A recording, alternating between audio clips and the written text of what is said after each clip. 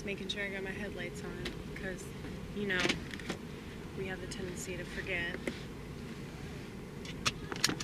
And we don't forget to put on our seatbelt, we just choose not to most of the time. But I've been feeling weird as of late.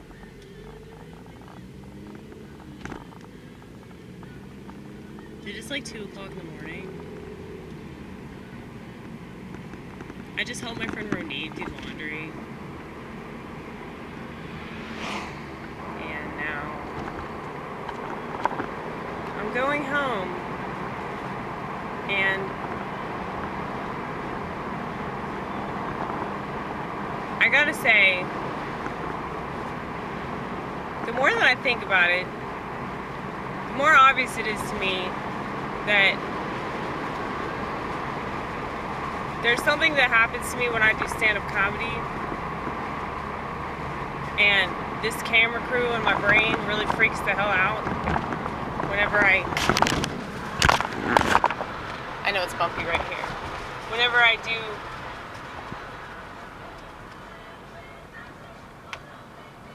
stand-up, it's like, it feels like public school, because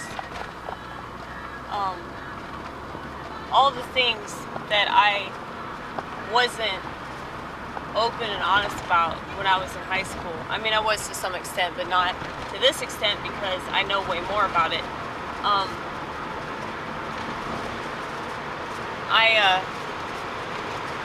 I feel like I'm like being filleted open on a stage, and that's why it's kind of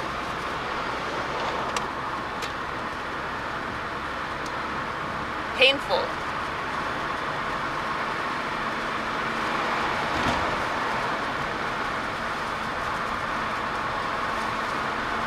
Like, I thought I was gonna fucking puke,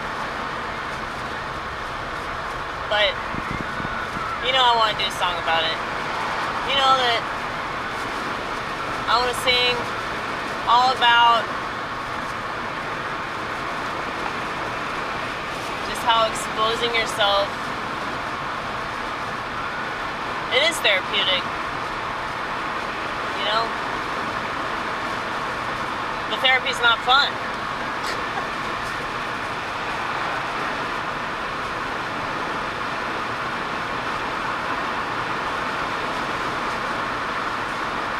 I don't know, this whole thing with this chick I work with is really eating at me, because I'm not the type of person that wants to fight with people.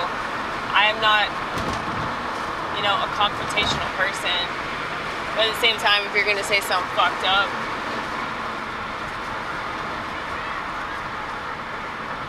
like I've said before, I lose all interest in like trying to please you. Not that I really have much of an interest in that anyway, but it's like, I'm not purposely doing things to piss people off, and if they get pissed off and they act like a 2-year-old about it, then, you know, I'm not gonna give a shit. But if somebody starts making like verbal threats against me, it's weird, because I just put up with a lot of that shit when I was growing up, and I think the older that you get, the more you start to understand those people, and that those people are just really fucking weak. But I don't know.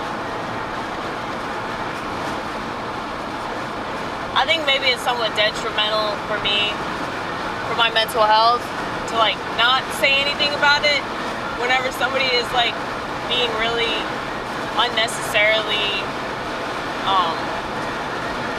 verbally abusive. She's definitely fucking threatened by you, dude.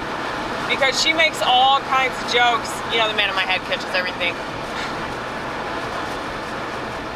She makes all kinds of jokes that are wrong. Like, they're just, they're not just inappropriate, it's like she is definitely intimidated by you.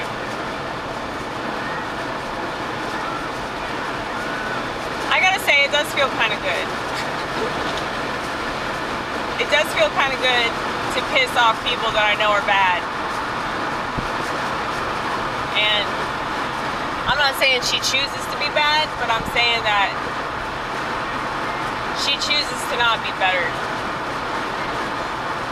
I think that's the best way I can put it. It's like there are plenty of people, they have shit that happens to them when they're kids and it's fucked up, but they have the option, do I curl up with this and use this as, I wouldn't say it's an excuse, I'd say it's a reason, but I'm a lot more lenient than most. I would say that it's a reason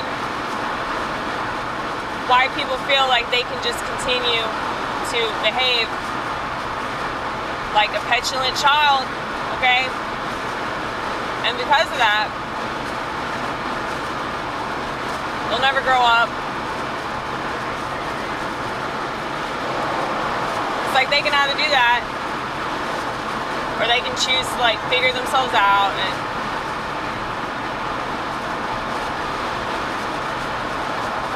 you know, if they see a therapist, they see a therapist. If they read a self-help book, they read a self-help book. If they take long walks and talk to God, they take long walks and talk to God. I've done all that shit, you know? And I've done a bunch of other shit. And I guess it's because I worked the 12 steps that, like, I am grateful for that experience because it did teach me to clean up my side of the street, you know? But also, like, I don't have to like point out how filthy your side of the street is,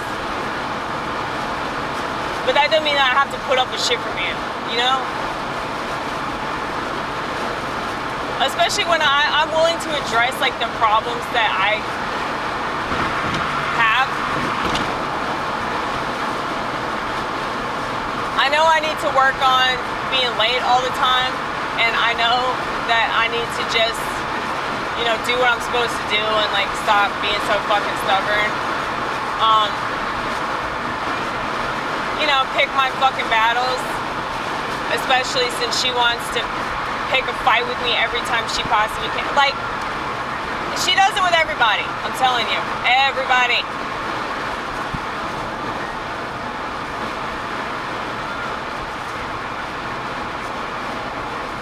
And she bitches about this boss all the time. You know, a lot of people do that where they work with somebody or they work for somebody and they feel like they're not appreciated, you know? But instead of like talking to that person about it, they talk to everybody else about it. You know, you see this with families, you see this with spouses, you see this with significant others, friendships even. Neighbors. Those pesky neighbors. But it's like, I'm all for like somebody telling me to my face like what they think, but it's just like the stuff that she says is so fucking childish and like, it's like she's still in fucking grade school, man. And so I look at her like she's a child, but she's like an 8-year-old throwing rocks. And you know what? Like, I still want to punch an 8-year-old in the face if they fucking throw rocks at me. Like, I'm totally allowed to have my emotions too. And she thinks she's the only one that's allowed to be a fucking emotional basket case. I internalize that shit. And I really am afraid for the person that tries to start something with me because I will fucking kill him. I guarantee you.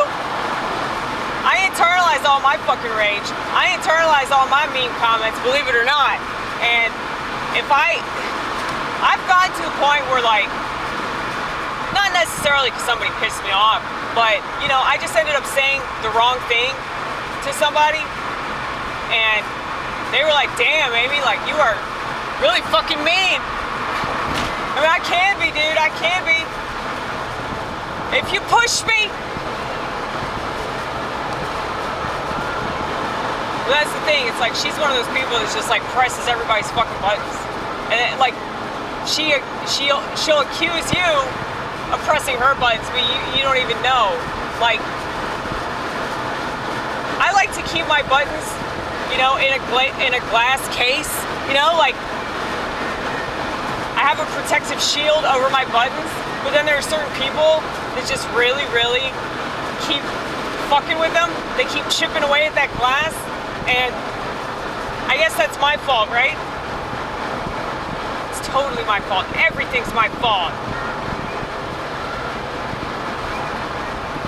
I cut a sandwich wrong and I make somebody want to kill themselves. Like, that's so dramatic, dude. I swear she has borderline personality. She's either a borderline or she's a histrionic. I think she's a borderline because she's too much of a narcissist to not be a borderline. I swear. That's the flip side of it. The only reason I put up with her shit thus far is because she's fucking funny. You know? She's funny.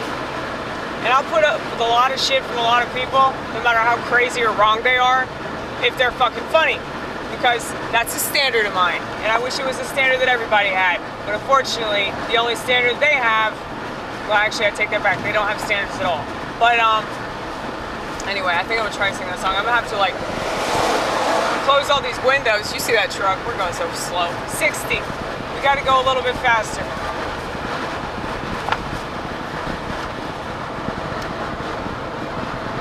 Don't drive drunk. Don't drive drunk. I'm not drunk. I look drunk though. I look like I'm drunk for sure.